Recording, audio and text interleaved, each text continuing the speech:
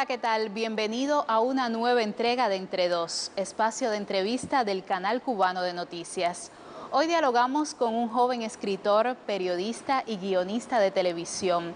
Es el director de la revista cultural Caimán Barbudo y también vicepresidente de la Asociación Hermanos Saiz. Qué placer recibir en nuestro espacio de entrevista a Yacel Toledo Garnache. Un placer estar aquí porque es contigo, porque me agrada muchísimo conversar. También aprovechamos cualquier oportunidad de hablar de la Asociación Hermanos Saiz para hablar del Caimán Barbudo. Yacel Toledo Garnache dirige Caimán Barbudo, una revista con historia, presente y futuro. ¿Cómo lo asumes?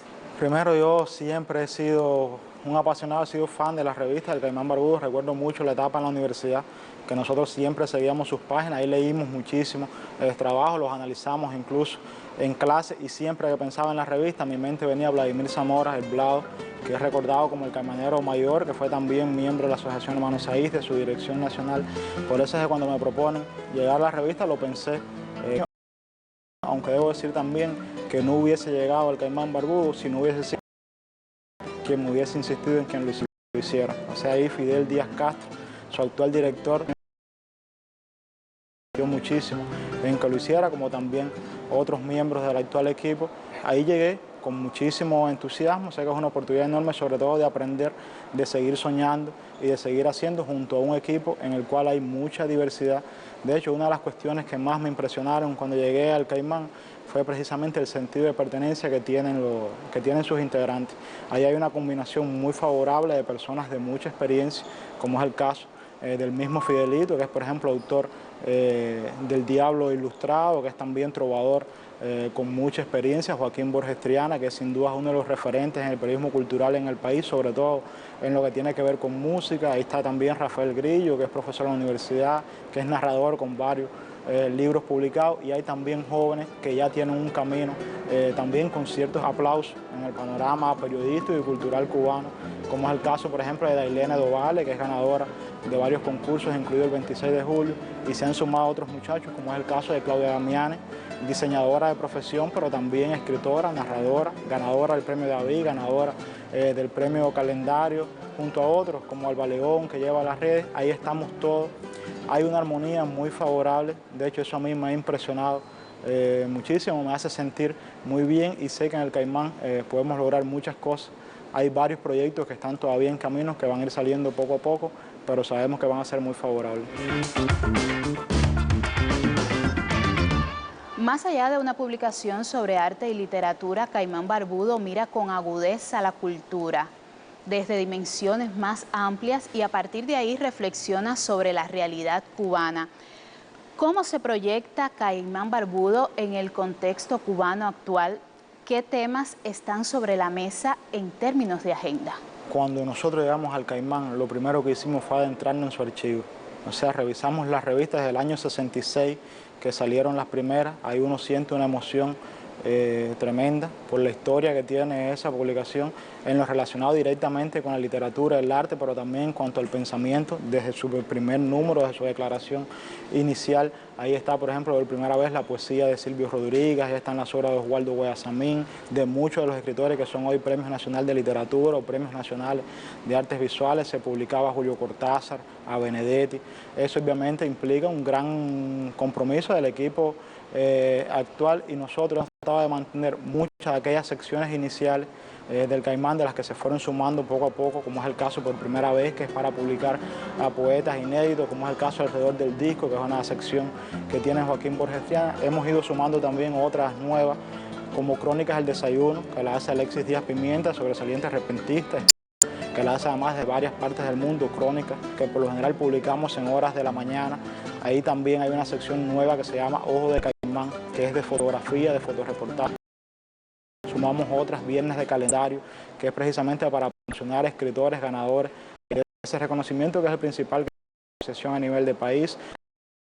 Caimán te presenta, y cuando nosotros hacemos el especie para definir la política editorial o para definir un poco también mucha atención también a lo que tiene que ver con el pensamiento social. Eso es normal que en el Caimán aparezcan, por ejemplo, respecto a la migración, respecto funcionamiento institucional de la cultura, en cuáles son los retos en cada una de las manifestaciones, en las artes visuales, en la literatura, en los audiovisuales. Se han dado muchos pasos en ese sentido a nivel del país, pero los retos a veces se redimensionan o cambian, aunque no en su esencia, y el Caimán tiene también la responsabilidad de reflejar eso, de analizarlo y de hacer propuestas en ese sentido. Yo creo que es muy favorable también que hemos ido conformando un equipo de colaboradores a lo largo de casi todo el país, y entonces tratamos de reflejar también las problemáticas en cada uno de los territorios con cuestiones muy específicas. Así te podría mencionar, por ejemplo, a Yanexia nos escribe sobre temas relacionados con las artes visuales, o Erian Peña, que desde Holguín nos escribe muchísimo sobre cine, Adal Sky de Cuba nos escribe sobre lo que tiene que ver con la racialidad, con las especies de colores y demás, más allá de los seres humanos, y todo eso está en el Caimán. Aunque las cosas cambien de color, no importa, pase el tiempo. Las cosas suelen transformarse siempre al caminar, pero tras la guitarra siempre habrá una voz, más pista o más perdida por la incomprensión de ser uno que siente como en otro tiempo fue también. Cuando llegas a la dirección de Caimán Barbudo, ya te acompañaba una trayectoria como periodista y como creador. Hablemos de ello. Yo siempre preferí los números. De hecho, siempre me consideré mucho mejor en la matemática, en la física, en toda la etapa de la secundaria, el preuniversitario. Sin embargo, sentía un amor inusual hacia el periodismo. Primero hacia el deporte, porque era lo que me gustaba, quería ser comentarista deportivo, periodista sobre temas deportivos, y así llego a la Universidad de Holguín, que fue una ciudad además que me cambió muchísimo.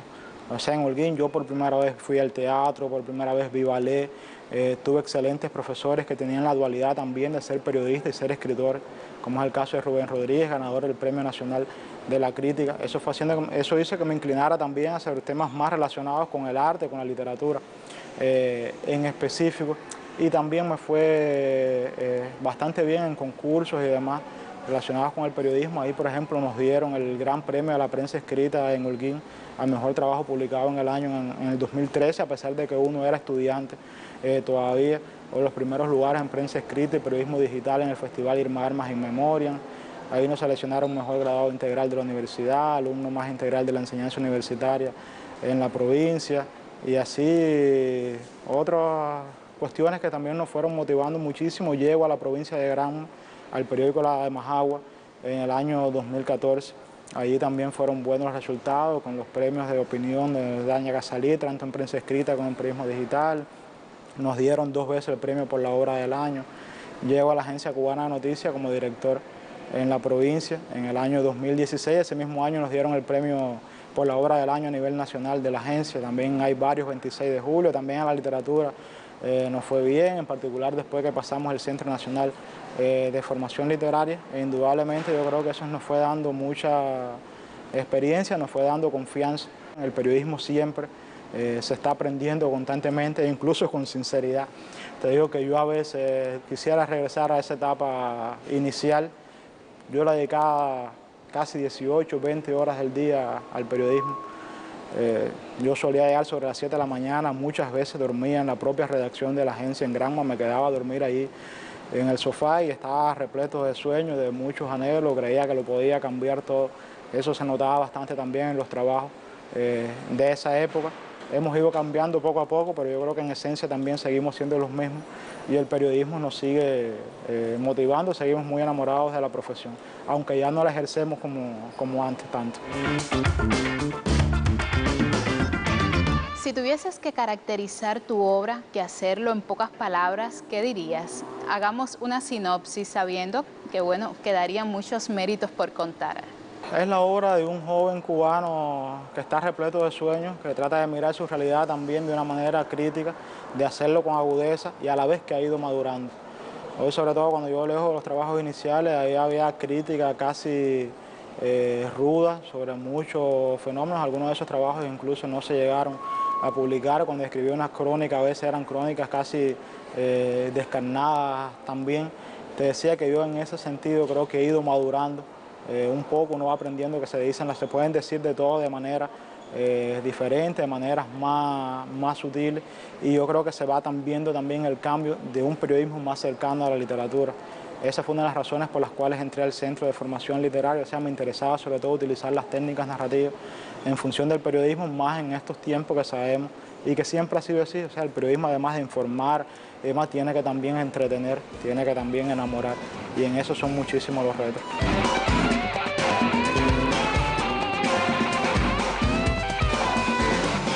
La radio y la televisión también te ocupan, como guionista del programa Paréntesis, como codirector del programa de radio Enclave. ¿Cómo manejas las diferencias entre los lenguajes de estos medios?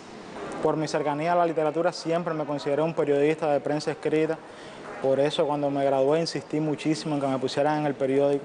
Sin embargo, después fui llegando también a la radio, a la televisión, a la provincia de Granma, y hacíamos un programa, por ejemplo, sobre deporte y otro sobre debate de temas sociales. Ya después entro a la Asociación Hermanos a Hijas, su dirección nacional, y mencionabas estos dos proyectos, el caso de Paréntesis, que es el programa emblemático del HS, ya tiene 16 años de existencia, saliendo siempre por el canal educativo, ahora también por el canal, y está también en Clave, que fue un proyecto que iniciamos nosotros de conjunto con el Departamento de Comunicación de la Asociación hace poco más de un año. Definitivamente los lenguajes son diferentes, pero las esencias son las mismas también, que es el afán ese de entretener, de cautivar, de que los programas sean voz en verdad de los jóvenes creadores cubanos, con todo lo que eso implica. En el caso de Enclave, en la radio, mucho más conversacional, es un programa que incluye presentación, que tiene entrevistados ahí en vivo, que se pone música. También Paréntesis es un poco más reposado, es un programa que es grabado y que es básicamente entrevista con un joven creador, aunque incluye también por lo general dos videoclips. Son dos programas diferentes, pero cada vez dialogan también entre ellos, porque tienen ese afán de sobre todo promocionar la obra de los jóvenes creadores cubanos. Paréntesis más reposado, es simplemente conversar, son entrevistas. Enclave aspira a ser mucho más renovador, a ser mucho más activo, a incluir en una sola emisión a casi todas las manifestaciones artísticas, a ser mucho más crítico, a tener eso también de que la gente constantemente puede responder, puede preguntar, y en ese sentido muchos desafíos. Aspiramos a que poco a poco se vaya haciendo todo.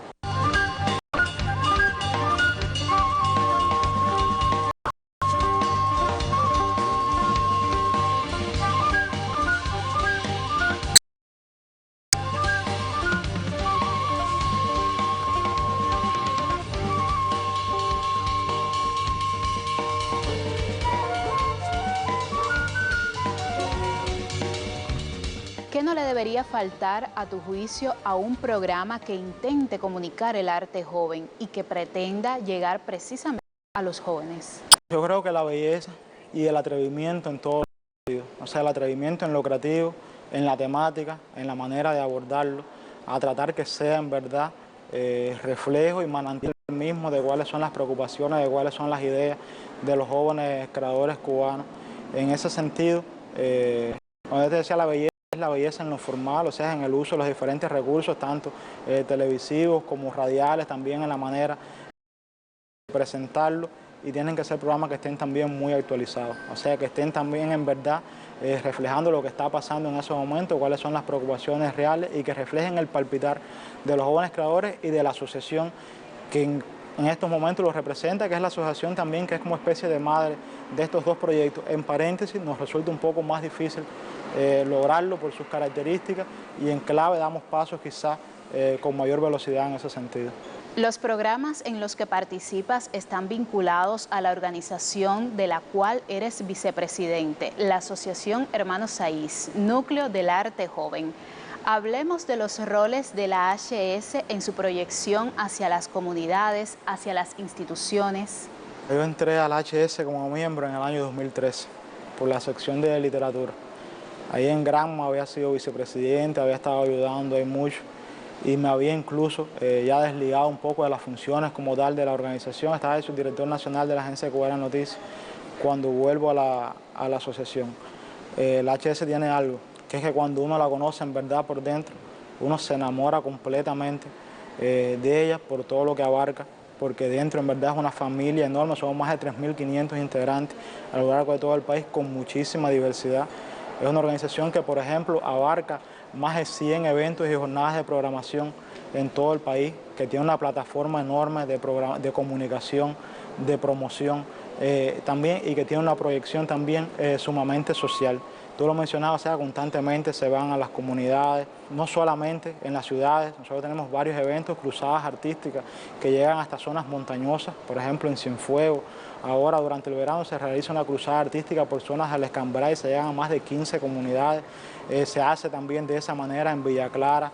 Siempre en agosto jóvenes creadores llegan hasta zonas intrincadas de la provincia de Granma, de la Sierra Maestra como Santo Domingo, y eso obviamente yo creo que retroalimenta a los pobladores, pero también a nosotros como creadores, porque ellos cada año nos esperan.